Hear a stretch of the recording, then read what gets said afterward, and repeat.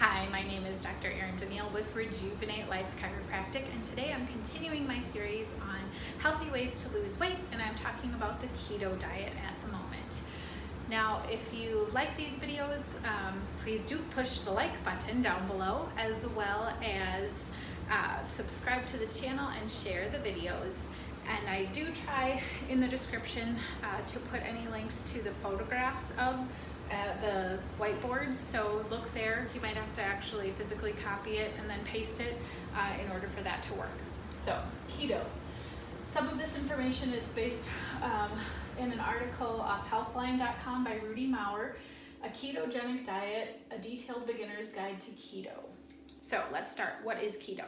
So you're going to have a very low carb and a very high fat diet and about a normal protein amount for as far as percentage of your overall body calories or calories for the body each day.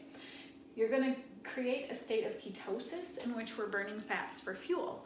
So instead of burning off most of the sugars that we're consuming on a daily basis, it allows us to kind of trick the body and start burning off more of our reserved fat.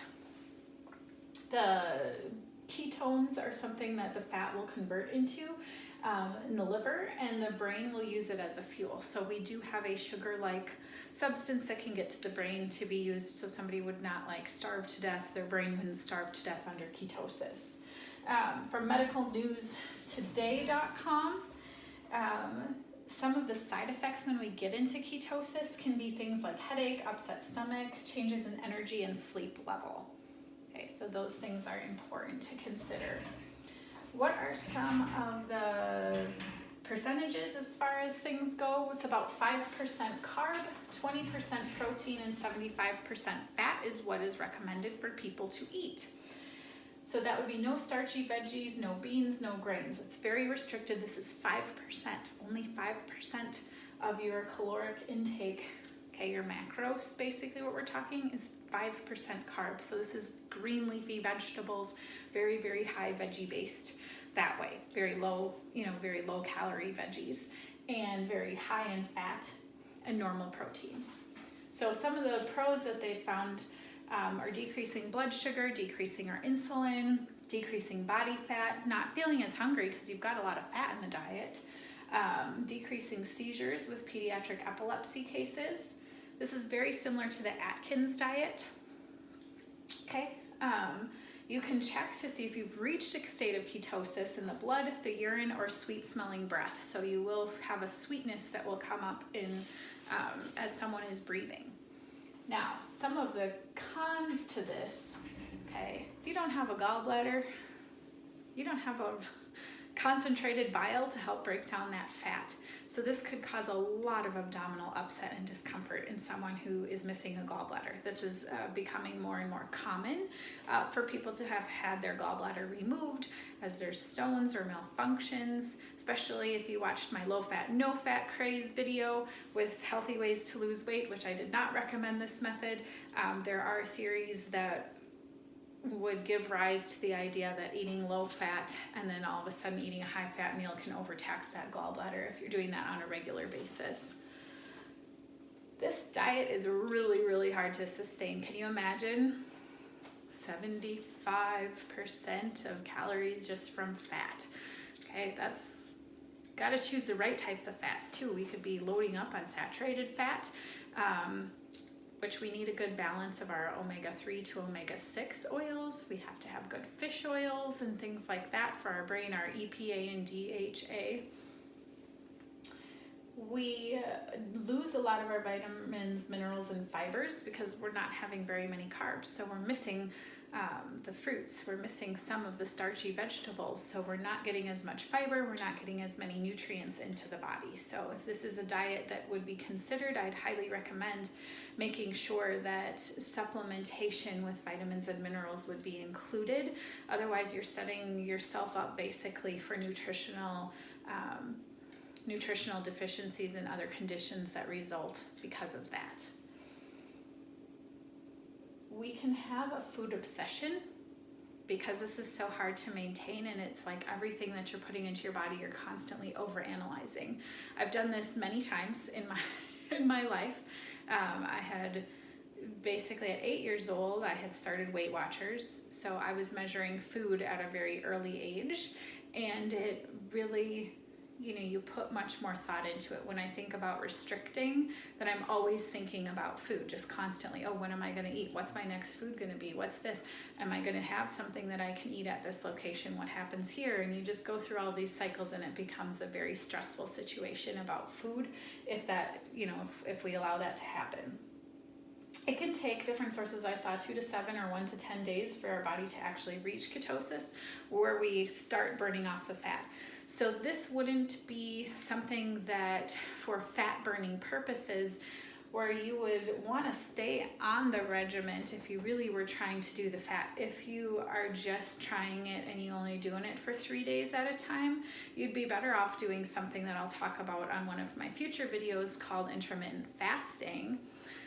And then having a healthier portion or ratio of fat and good complex carbohydrates, as well as protein sources.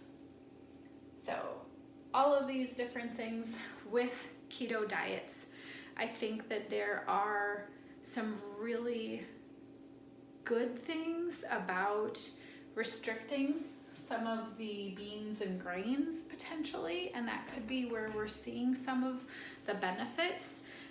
And reaching ketosis, yes, we know can be beneficial, but long-term use and sustaining this in real life could be more complicated.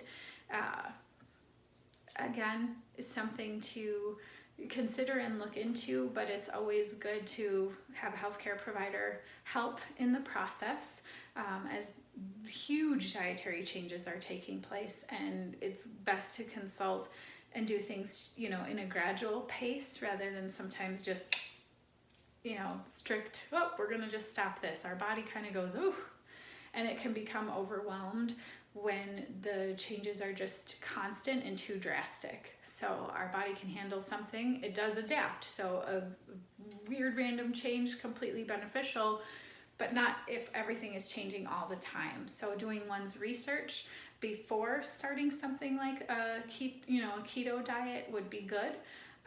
My recommendation would be to first see about getting out the refined sugars and do more of a Whole30, which I'll talk about that in another video as well. A Whole30 or a paleo could get you started on the path to changing things, but this is very drastic. Now, some people love it and they lose a lot of weight, but as soon as they stop doing this, then the weight typically comes back. So just things to keep in mind. I am interested in a lifelong change, a sustainable way to live, fit for life, health for life, energy for life, vitality for life. We want to be looking at an overall life pattern instead of such a short term. So in the short term, we may have to do things like intermittent fasting more frequently or consistently to shed the weight, and we can still do things to maintain that. Dr. Gundry will talk about fasting just 1 day a week or 2 days a week, where you're just calorie restricting, where you're only getting like 500 calories that day.